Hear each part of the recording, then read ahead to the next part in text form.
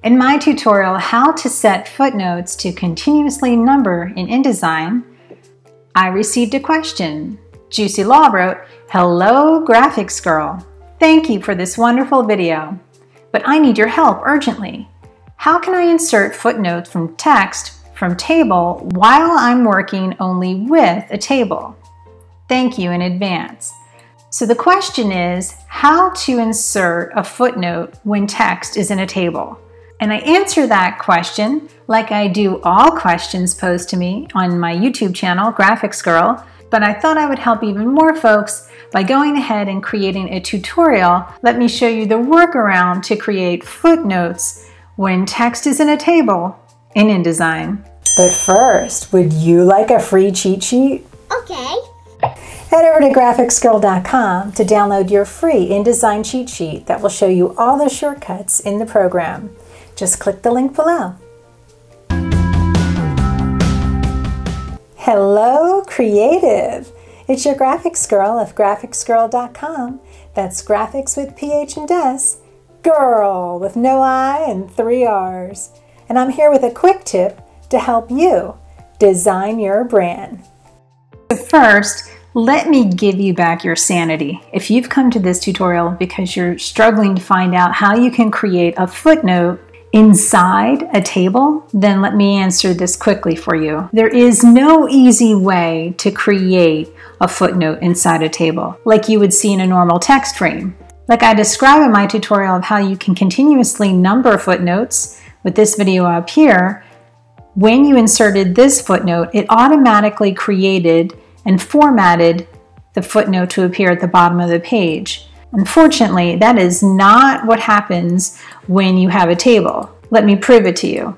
Here I am in one cell of the table. I'll just type out another reference. If I were to insert a footnote here, I'd come to type, right? But look, insert footnote is grayed out. If I was in my normal text box down here and I came to type insert footnote, it would automatically create the superscript number and the spacing down below where I could begin to type out the author, title, etc. of my footnote. But in the actual table, the thing that you've created that has a grid-like structure, when you come to table, create table, it will not allow you to create that footnote. Now some people say it's because it's due to the frames and you could try to play a game where you remove the frame but keep the table. But I'm just going to give you my shortcut because I know that this works 100% of the time. Let me show you step by step how I created this, a footnote inside a table. Ready? I'll go ahead and delete out all of this information so it'll look like your page. We need 2 parts. 1, the table, and 2, a normal text box. So go ahead and create a table. By coming to table, create table. And when you do that, you can give it some setting here in the create table dialog box. I'm going to make mine something very obvious with many rows and many columns. When you click OK, now you just click down and drag. Right? Now you have a table. You know it's a table because as you hit tab on your keyboard, you can jump from cell to cell. You know which cell that you're in when you see the blinking I-beam. That tells you where you can type. I'll go ahead and delete that. So if I come to that first cell and I say footnote, it's right here immediately following the word that I would want to insert that superscript number for the citation. And to do that, as always, you come to type, insert footnote. But aha, as we've already shown, this is grayed out, not allowing you to create a footnote. So the next step is you would need to come to your type tool and create a text box that's separate from your table. It's here where you could now go ahead and insert your footnote by type, insert footnote. And when you do that, it creates that superscript number and the formatting. So I'll come over here to my go by. Voila. Now this footnote matches the one that I have over here in my file that has a text box. So now up here, now in this text box, I'm going to go ahead and insert some placeholder text with type fill with placeholder text. like I would in any layout, I'm going to want to make sure that this is aligned to my baseline. So these lines across the spread here, you come to your paragraph panel, you want to make sure you are showing your options. So from that options or hamburger menu, you'll see in the lower right-hand corner a line to baseline grid. Okay, now these will line up across the page. It's right up here that if you were to go ahead and hit return or add an enter there, that you could put your footnote by coming to type, insert footnote right here. So now there's a footnote and at the bottom a placeholder area for that footnote.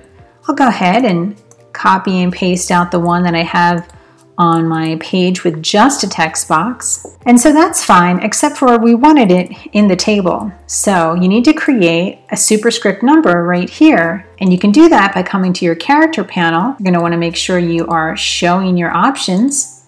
It's from the options menu that you can choose superscript. Or you can choose it from your contextual menu at the top as well. And I can go ahead and type 1. Now it appears as though I have my superscript number that references my footnote below.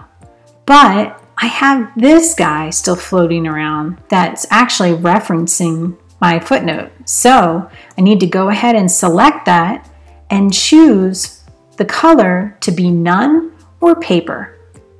With no color now, voila, it's hidden the actual reference that the footnote's using. So I could go ahead and bury that by just bringing it up and hiding it below my table. Or you could have it appear at the end of a paragraph, something that wouldn't affect your layout. You could select that number and turn off the color so it's completely hidden. Now voila! In effect, you have what appears to be a footnote inside a table that's contiguously referenced by the footnotes below. Meaning, if you were to come to another cell and type out your second footnote, once again, you would not be able to come to type, insert footnote, because footnotes don't work in tables, but you could create a superscript, number it manually, 2 in this case, and then somewhere else in your layout, create a footnote. It just needs to be in the same text box as your first footnote. So once again, I'll just quickly paste out my footnote formatting there, and I can just come back into here and turn off the color for that footnote. Pretty cool, huh? Until Adobe updates InDesign, this is my most reliable workaround for creating a footnote in a table. So if you found this video helpful, give it a like, share it with your friends, and please subscribe to my channel. And don't forget, for free marketing, branding, and design resources, head over to graphicsgrrrl.com. That's graphics with PH and S, girl with no I and 3 R's. And I'm here to help you design your brand.